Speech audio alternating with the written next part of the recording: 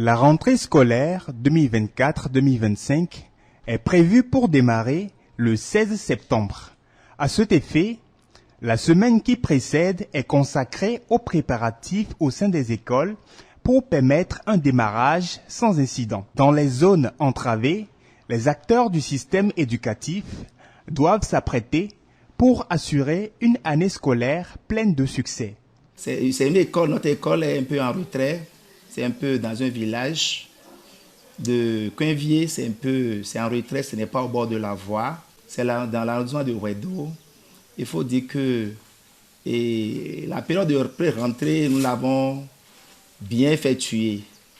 Déjà le 9 septembre, le lundi 9 septembre, et toute l'administration était présente avec l'équipe enseignante.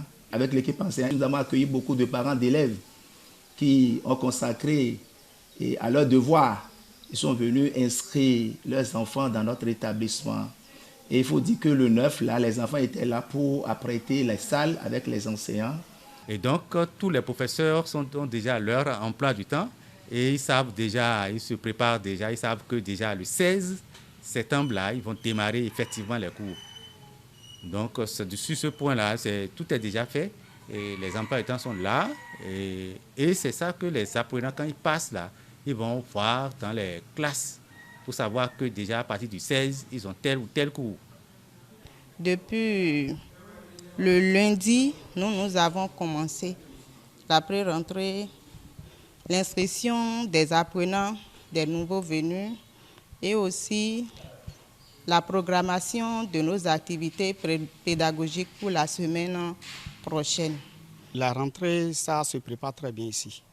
Et puisque nous avons tenu hier notre premier conseil de début de rentrée, où les grandes lignes ont été tracées. Et les fournitures scolaires, les fournitures ont été distribuées. Oui, les fournitures ont été distribuées. Et nous sommes en train de préparer les tableaux, de remplir les différents documents, de couvrir les différents documents. Et les parents d'élèves sont en train de passer pour prendre la liste des fournitures. Et voilà un peu ce qui se passe actuellement.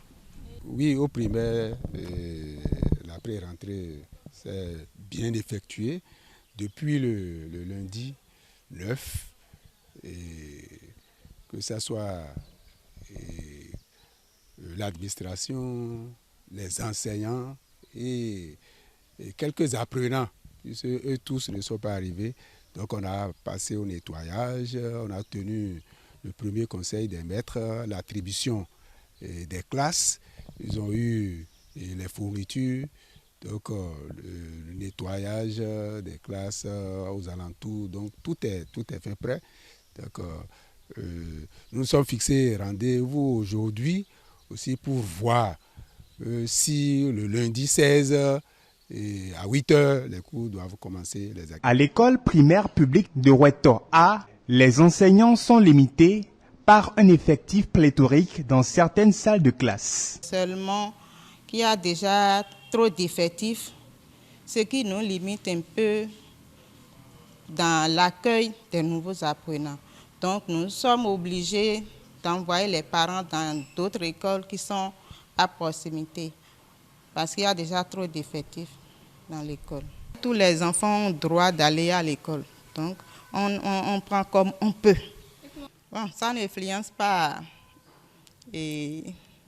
la pédagogie, ça n'influence seulement qu'il y a des enfants qu'il faut chaque fois suivre, ce qui fait que l'enseignant, au lieu de faire 45 minutes maintenant, va se retrouver peut-être à 1 heure d'apprentissage pour, par exemple, le français. Au lieu de faire 45 minutes ou bien 1 heure, avec l'effectif des apprenants là, on peut se retrouver plus. C'est ça qui nous limite un peu. La plus grande difficulté, c'est l'effectif pléthorique. Ça nous fait réfléchir déjà. Comment arriver à garder plus de 100 élèves dans la même classe?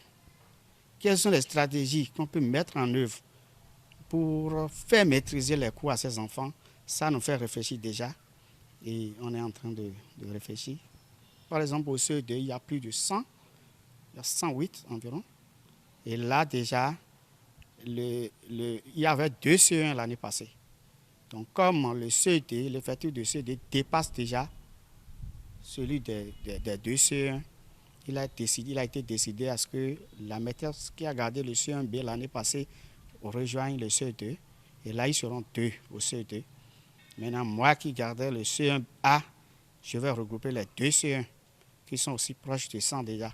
L'effectif pléthorique n'est pas la seule difficulté à laquelle le corps enseignant fait face. L'insécurité bat son plein également. Il y a l'insécurité qui règne dans cette école publique de Weto A.